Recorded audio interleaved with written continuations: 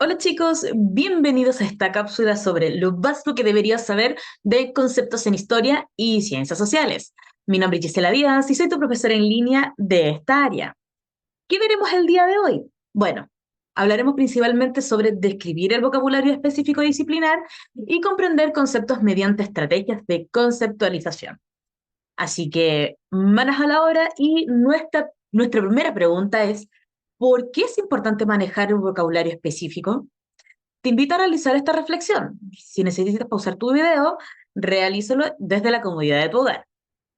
Y bueno, si ya tienes una respuesta, es importante al menos poder realizar una conclusión general. Y en ese sentido, no es lo mismo conocer un repertorio de palabras de una disciplina que darle un uso y aplicarlas. Además, el vocabulario siempre es usado de forma contextualizada, por lo que es importante, junto con conocer y aprender el significado de un término, sepas utilizarlo y reconocerlo dándole un contexto. En este sentido, ¿qué quiere decir? Que en el caso de nuestra disciplina, no basta solamente con memorizar el vocabulario, tenemos que saberlo aplicar en un contexto determinado. De hecho, te voy a dar un ejemplo que probablemente también se va a ir suscitando a lo largo de esta presentación, el concepto de finisecular. Si yo lo busco en el diccionario, ese concepto va a aparecer como fin de siglo. El tema es que en nuestra disciplina, en historia y ciencias sociales, se utiliza en un contexto determinado, que es para hablar del periodo de fines del siglo XIX e inicios del siglo XX. Por lo tanto, con este fin es que vamos a desarrollar una serie de actividades que te permitirán conocer la terminología comúnmente utilizada en nuestra área. Y bueno, algunas estrategias que es importante utilizarlas no solamente en esta presentación, sino que lo puedes adoptar en tu proceso académico, que tiene que ver con prestar atención a las marcas textuales. Esto te va a permitir comprender el contexto en el que se están utilizando. Muchas veces marcas temporales o definiciones de términos, palabras entre comillas, entre otros. También identificar si el término se utiliza entonces de forma literal o de manera metafórica. Siempre tienes que tener este elemento cuando estamos leyendo, por ejemplo, un texto de un determinado autor. Ya saber cuál es el sentido de las palabras o de las oraciones que se están utilizando. Y por último, en caso de que no conozcas el término, apóyate en un diccionario. Esto es fundamental a la hora de preparar tu prueba de acceso a la educación superior. Cada vez que no conozcas una palabra, ya sea disciplinar o no, siempre trata de buscarla en un diccionario, a través de internet, un diccionario de sinónimos y antónimos. Te va a permitir en este caso aumentar tu vocabulario y en este caso también tener mejores herramientas para el día que puedas rendir tu prueba. Y bueno, de las siguientes palabras, ¿cuáles conoces? Probablemente a lo mejor durante tu proceso académico, antes, durante y después incluso en el colegio, habrás utilizado más de alguna cuando estudiaste historia. Industrialización, oligarquía, capitalismo, neoliberalismo, clases sociales, keynesianismo, imperialismo, coyuntura, absolutismo, fascismo, globalización, finisecular, el concepto que acabamos de graficar. Probablemente las has visto. El tema es, ¿las conoces? ¿Puedes interiorizar lo que, y puedes definir, interiorizar y definir las palabras que aquí están proyectadas? El punto es que tal vez no puedas recetar como un loro parlanchín la definición de cada una de estas palabras. La idea es que puedas ir comprendiendo su significado en los contextos determinados para que la puedas interiorizar de mejor manera y la puedas aplicar en los diferentes contextos que se te puedan presentar. Y bueno, lo que vamos a hacer es precisamente agrupar las palabras que aquí estaban proyectadas por términos económicos, políticos, sociales y disciplinares. Lo primero que vamos a hacer es agruparlos en los conceptos económicos. Industrialización, keynesianismo, globalización, liberalismo y neoliberalismo. ¿Conoce su definición? Yo te invito a pausar tu video y en este caso tomar una hoja y un papel o si gustas en el bloc de notas de tu celular y puedes realizar una pequeña definición. Da lo mismo si está correcta o incorrecta. El punto aquí es que vayamos ejercitando y recordando también, haciendo un recuento de qué tan familiarizados estamos o no con estos términos. Porque, por ejemplo, cuando hablamos de industrialización, la industrialización, al menos en historia, hace hace referencia al proceso ocurrido tras la primera revolución industrial y cómo vamos a pasar finalmente hacia una sociedad que va a buscar mecanizar los procesos productivos, ¿ya? Y que en este caso no se atañe a un periodo en particular, sino que la industrialización ha ido evolucionando con las tecnologías, incluso hasta el día de hoy.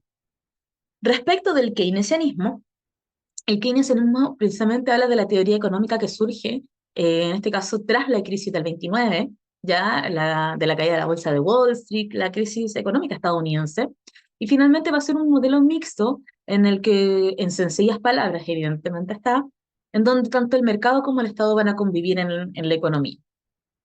Por otro lado, también tenemos, por ejemplo, el concepto de globalización. Globalización, si nosotros nos vamos a la línea de diferentes autores, vamos a encontrar, de hecho, diversas definiciones. Para algunos autores, de hecho, la globalización se atañe más que nada al contexto del modelo neoliberal, ya como modelo económico, y a la conectividad de las economías en un mundo contemporáneo, en un mundo actual. Pero para otros la globalización, de hecho, precisamente va a surgir a mediados del siglo XIX en un contexto donde se comienzan los intercambios comerciales. Por lo tanto, la globalización como tal finalmente apunta precisamente a la conectividad y a la interconectividad. Ahora, ¿qué tan profunda? ¿Cuáles son sus características? Depende del periodo en el cual se esté empleando o utilizando este concepto. Respecto del liberalismo, el liberalismo aquí está dentro de una categoría económica, ¿ya? Pero ¿qué es el liberalismo? Cuando uno lo aprendió en el colegio, cuando uno pasó por la enseñanza media, ¿qué es el liberalismo económico? Y no es más que la búsqueda y la defensa de las libertades individuales en lo económico, en lo político, en lo social. Ahora, desde una perspectiva económica, si hablamos del liberalismo económico, precisamente es un tipo de modelo que busca la ausencia del Estado en estas materias, ausencia de estas materias también en lo social, y en donde busca finalmente lo que es el libre mercado, y que hay una regulación de precios en base netamente a la oferta y la demanda. Pero que haya una ausencia del Estado en todo este tipo de materia, va a ser una estructura que se va a consolidar en el siglo XIX y que precisamente va a estar vigente como tal hasta la crisis del 29, en el cual va a aparecer este modelo keynesiano, ¿ya? Y de hecho, el modelo neoliberal va a surgir precisamente después del modelo keynesiano. Tiene su surgimiento en Chile a fines de la década del 70 y va a ser un modelo que finalmente se va a exportar a varios rincones del mundo occidental principalmente. ¿Ya? Y es un modelo que finalmente va a buscar en este caso nuevamente relegar al Estado en segundo plano, pero sí va a tener un cierto tinte regulador, como pero en el sentido de crear marcos regulatorios, ¿ya? No fiscalizador propiamente tal. Ahora, tenemos otra categoría, la categoría de los conceptos a nivel políticos. Y aquí se nos acaba de repetir un concepto, liberalismo. ¿Y por qué es importante al menos hacer el hincapié en esto? Y es que un concepto no tiene solamente una dimensión. Como decía con anterioridad, decía que el liberalismo es la defensa de las libertades individuales en diferentes aspectos. Por lo tanto, con esto, ¿qué busco en este caso enfatizar? Y es que siempre que tenemos que estar atentos en qué contexto se va a utilizar este concepto determinado. Ahora, si yo voy a hablar del liberalismo político, en particular hace referencia, sobre todo al menos en el siglo XVIII, fines del siglo XVIII, inicio del siglo XIX, habla precisamente de este movimiento que precisamente va a luchar contra la concentración del poder. ¿Ya? Y un ejemplo de un liberalismo político precisamente es el sistema republicano, que lo que busca es desconcentrar el poder que antiguamente estaba en manos de las monarquías absolutas o absolutistas. Y aquí nos vamos a este segundo concepto, monarquías absolutas o absolutismo. Y aquí hablamos entonces donde teníamos la figura de los reyes que concentraban todo el poder, podían administrar los reinos, impartían justicia, imponían sus propias leyes, absolutismo. Toda la concentración en este caso normalmente en la figura de los reyes, que tenían un poder hereditario, vitalicio, por lo tanto, el liberalismo precisamente llega a cuestionar esa estructura de poder, menos en lo político. La república, entonces, hablamos como un sistema que va a buscar la división de poderes del Estado, un poder ejecutivo, legislativo, judicial, ya que sean poderes que sean independientes entre sí, El fascismo es finalmente un movimiento que va a surgir, en este caso, post Primera Guerra Mundial, y que vamos a tener los principales exponentes tanto en Italia como Alemania. Respecto del imperialismo, habla precisamente de lo que busca es la expansión y el dominio y control ya de otros territorios, un dominio económico, un dominio político y un dominio social. El imperialismo como tal, si nosotros lo encasillamos como definición solita, es lo que acabo de explicar. Pero donde se utiliza mucho en la historia es para hablar del imperialismo europeo del siglo XIX, cómo las potencias europeas precisamente van a buscar su expansión y van a tener su gran expansión desde fines del siglo XIX hasta ya va a culminar básicamente este proceso al término de la Segunda Guerra Mundial, cuando comienza el periodo o el proceso, mejor dicho, de la descolonización.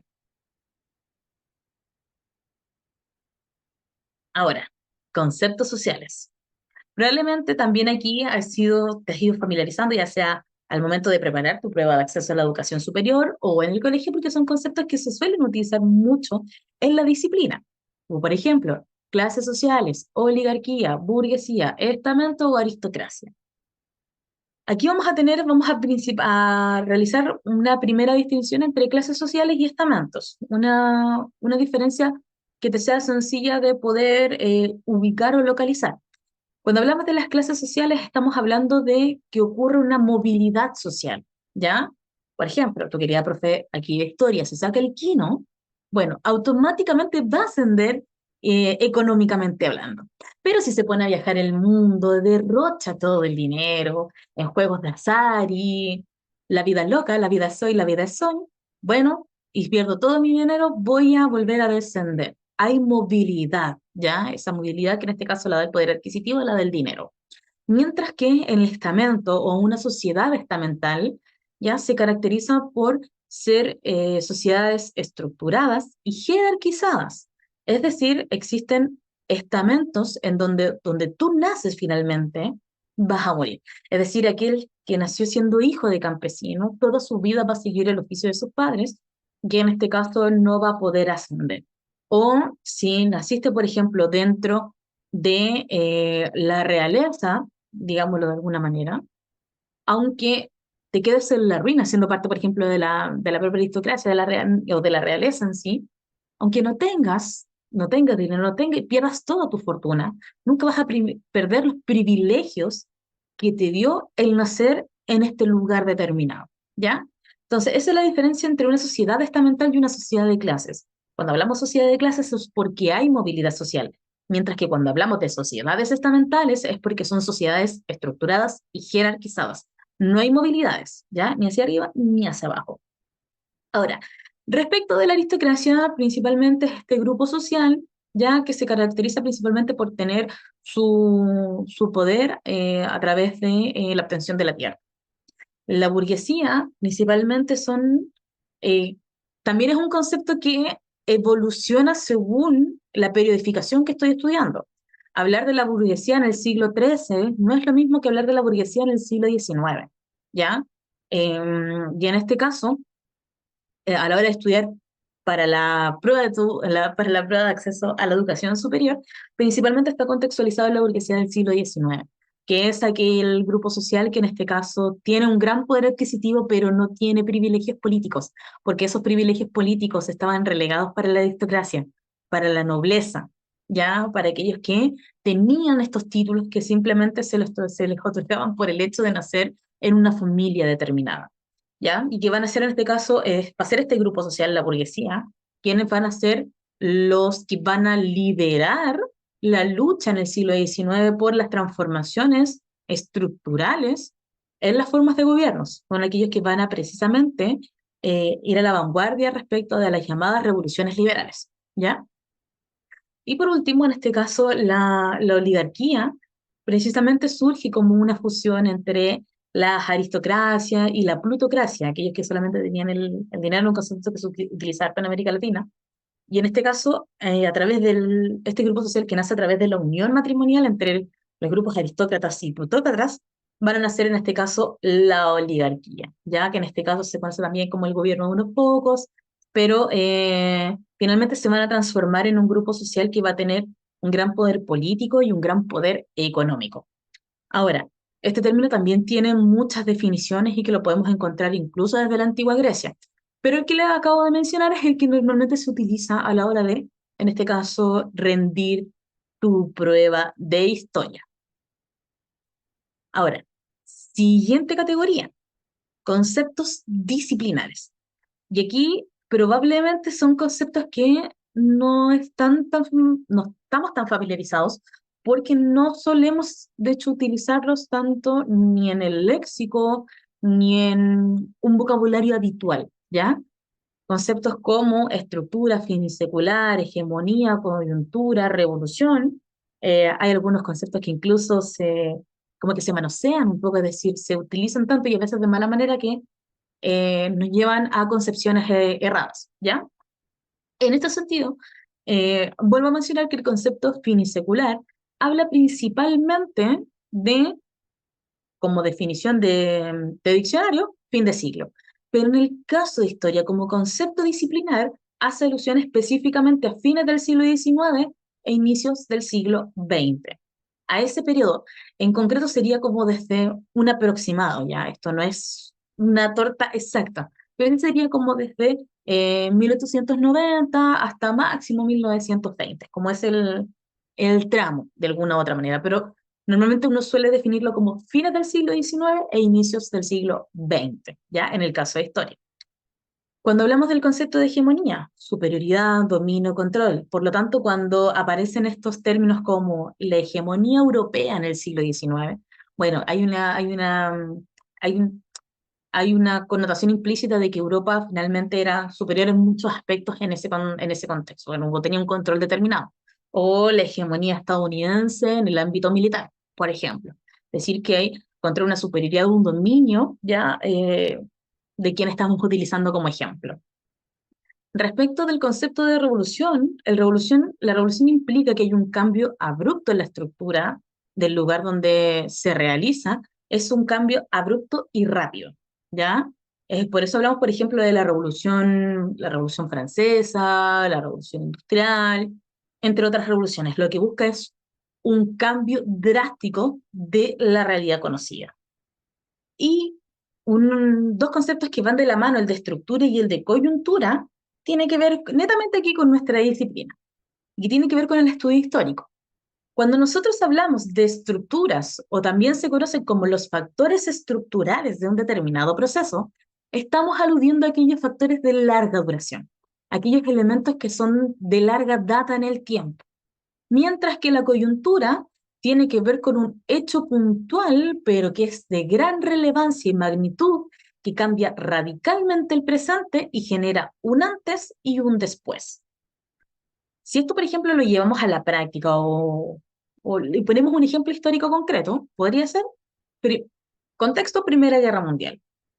Factores estructurales de larga duración, tenemos, por ejemplo, la paz armada, el imperialismo, los sistemas de alianzas. ¿Por qué? Porque esos duraron con una gran extensión temporal.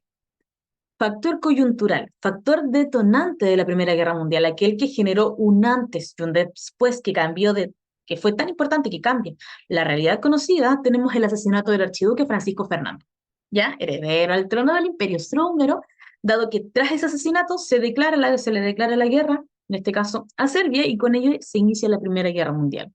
Y lo podemos aplicar en cualquier contexto. Por ejemplo, el proceso de emancipación de independencia en América Latina. Factores estructurales, descontento criollo desde un factor estructural interno. Factor estructural el externo, por ejemplo, las ideas ilustradas. Pero ¿cuál es el factor coyuntural? El factor detonante con el cual se inicia este proceso, con la captura del rey Fernando VII, ¿ya? Rey de España. Entonces, esa es la importancia de poder interiorizar estos conceptos porque lo podemos aplicar en cualquier proceso o contexto histórico. Y bueno, ahora lo que vamos a hacer es precisamente poner en práctica lo que hemos desarrollado en esta cápsula y en este caso, ¿cómo lo podemos llevar a la práctica de mejor manera? Con un ejercicio de... Exacto. En este caso es de la PAES de Historia y Ciencias Sociales, la forma 123 del proceso de admisión 2022, que dice así. La pregunta decía, durante la segunda mitad del siglo XIX, en América Latina, el liberalismo propició una corriente anticlerical que defendía la separación entre la Iglesia y el Estado. A su vez, la Iglesia estableció alianzas políticas con sectores conservadores para defender la idea de un Estado confesional. En este contexto, ¿en qué proceso de transformación de la sociedad de dicho siglo impactó este conflicto? Y si te das cuenta, yo a veces me puedo aprender la materia, pero antes de desarrollar y poder modelar este ejercicio, vamos a darnos cuenta que tenemos varios conceptos solamente el enunciado, antes de siquiera irnos a las alternativas o posibles alternativas correctas o incorrectas. Lo primero, durante la segunda mitad del siglo XIX, por lo tanto, me está dando un marco temporal. Yo tengo que saber que el siglo XIX son los años 1800, desde 1800 a 1899. Si me está hablando de la segunda mitad, bueno, desde 1850 hasta 1889, ¿ya? Geográficamente me está hablando ya de América Latina, durante la segunda mitad del siglo XIX en América Latina. El liberalismo propició una corriente anticlerical. Ya, está utilizando el concepto de liberalismo, ¿ya? Y desde una perspectiva social, desde el tema de la libertad de credo. Propició una corriente anticlerical que defendía la separación entre la Iglesia y el Estado. A su vez, la Iglesia estableció alianzas políticas con sectores conservadores. Está hablando de un grupo social específico, ¿ya? Conservadores que precisamente tenían gran unión y defendían precisamente desde una perspectiva política el rol de la Iglesia, para defender la idea de un Estado confesional. Otro concepto, Estado confesional. ¿Qué significa esto? Si bien no lo vimos en la presentación, pero lo podemos mencionar. Un Estado confesional significa que un Estado tiene una religión oficial, ¿ya? Eso significa el concepto. En el caso de Chile fue la religión católica. Entonces dice, en este contexto, ¿en qué proceso de transformación de la sociedad de dicho siglo impactó este conflicto? Por lo tanto, para poder responder a esta pregunta, lo primero que tengo y lo primero que me exigía la pregunta es tener un dominio conceptual, ¿ya? Entonces, por eso es importante que cuando vayas realizando ejercicios a través de las diversas plataformas y vayas estudiando, palabra que no conoces, trata de subrayarla y buscar su significado, ¿ya? Y ahora sí nos vamos a la resolución de las alternativas correctas o incorrectas. La alternativa A decía, en la conversión de los pueblos indígenas, absolutamente falso, porque en general la conversión es algo que ya se había dado con anterioridad, que tiene que ver en este caso con la imposición del credo católico del continente en esta lógica de la evangelización. ¿Ya? Por lo tanto, no fue una transformación en particular y algo que haya impactado. Alternativa B, en la laicización de las instituciones públicas. Y esta, querido estudiante, era nuestra alternativa correcta. ¿Ya? La laicización precisamente implica a donde el Estado va a empezar a tomar un rol protagónico en términos de la creación y en este caso también control de las diferentes instituciones que antiguamente estaban en manos de la Iglesia Católica. ¿Ya? Entonces, cuando hablamos de laicización tiene que ver precisamente de un aumento del rol del Estado en el control, en este caso, de las instituciones. Un ejemplo que, si bien no está en la pregunta, pero un ejemplo aquí en el caso de Historia de Chile, tiene que ver con las políticas, por ejemplo, la llamada Leyes Laicas de Domingo Santa María, en el cual se va a crear el registro civil, la institución del matrimonio civil y en este caso también los cementerios para laicos, es decir, aquellos que no profesaban un, un credo católico. Entonces, ¿por qué hablamos de laicización de las instituciones públicas? Porque, por ejemplo, antes, para seguir con esta línea argumentativa, antes para casarse, para que tu matrimonio, que el matrimonio fuera válido, tenías que constar con el certificado, en este caso, que te daba el párroco, el sacerdote de tu iglesia. Mientras que ahora con la creación de tanto el registro civil como el matrimonio válido legalmente va a ser el de la institución del Estado. ¿Ya? Por eso en este caso nuestra alternativa correcta era la alternativa B. Veamos el resto de las alternativas para tener en claro por qué eran incorrectas. La C dice la exclusión de la iglesia de la vida pública. Exclusión, es decir, ¿la vamos a apartar de toda vida y de todo orden social y vida pública? No.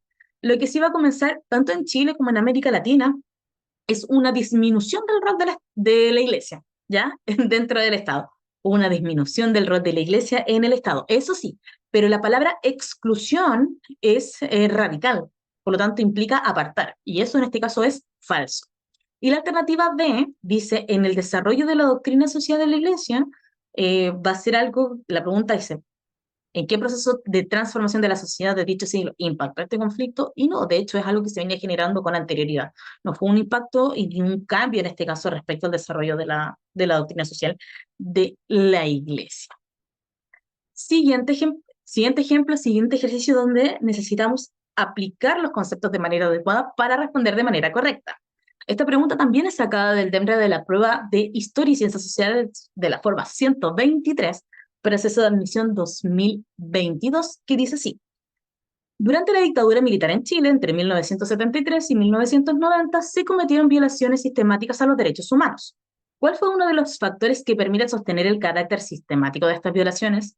Por lo tanto, ¿qué es importante? Que en este caso, para poder responder esta pregunta, es comprender no solamente el concepto de derechos humanos, sino que es una violación sistemática, ¿ya? Lo primero que tienes que tener en consideración es que cuando se vulnera un derecho humano, el derecho humano en este caso es protegido, y ¿quién es el que está obligado a proteger y promover los derechos humanos según la Convención Internacional y los tratados internacionales? Es el Estado, sea en Chile o en el mundo. El Estado es el obligado a proteger y promover, por lo tanto, el único que lo puede vulnerar es el propio Estado. Esa es una violación de un derecho humano. Puede ser desde un fallo judicial, por ejemplo, a través del Poder Judicial, no solamente a través del ejercicio de la violencia, ¿ya? Entonces, ¿quién puede vulnerar un derecho humano? El Estado. Ahora, ¿cuál es el factor que permite o sostener que esto fue sistemático durante el periodo que está aludiendo la pregunta? Y aquí, querido estudiante, hace alusión específicamente a la alternativa D, que tiene que ver con la acción coordinada de organismos de seguridad del Estado. Es decir, una planificación de por medio para cometer, en este caso, los delitos que se cometieron en dictadura. A eso alude el concepto de sistemático, ¿ya? Es una diferencia, y aquí tiene que ver con la aplicación conceptual, porque en cualquier época, incluso en democracia, puede ocurrir una vulneración de un derecho humano, pero el que sea sistemática tiene que ver con la planificación de estos hechos, ¿ya? El resto de las alternativas eran falsas, en este caso porque son incorrecta la aplicación conceptual. Persecución de militantes a partidos políticos no tiene que ver, el concepto de sistemático no tiene que ver con eso, ni con el conflicto entre del Poder Judicial y las Fuerzas Armadas, ni tampoco con el enfrentamiento entre diversos grupos políticos armados, ¿ya? Porque recuerdas que apunta entonces, para resolver esta pregunta, los dos elementos principales es que el único que puede vulnerar un derecho humano es el Estado, y segundo, para que sea sistemático es porque tiene que haber una organización y una planificación, ¿ya? Y en este caso, esta definición la cumple la alternativa D. Y bueno, ¿qué hemos aprendido el día de hoy? Principalmente que conocer términos recurrentes en historia y saber ocuparlo es fundamental al momento de rendir tu PAES de historia, ya que dependiendo de su contexto muchas veces varía el sentido, el término o incluso el significado. La primera recomendación siempre va a ser, en este caso, poder subrayar aquellas palabras que yo no conozco para poder aumentar mi vocabulario y también saber cómo se utilizan en historia. Es fundamental en este caso para poder entender de mejor manera a veces la redacción que hacen las instituciones al momento de rendir nuestra prueba de acceso. Así que, querido estudiante, espero que esta cápsula te haya sido de mucha utilidad. Recuerda, mi nombre es Gisela Díaz, soy tu profesor en línea de Historia y Ciencias Sociales y profesor en línea junto a CEPECH. Te desean mucho éxito. Nos veremos en un próximo video.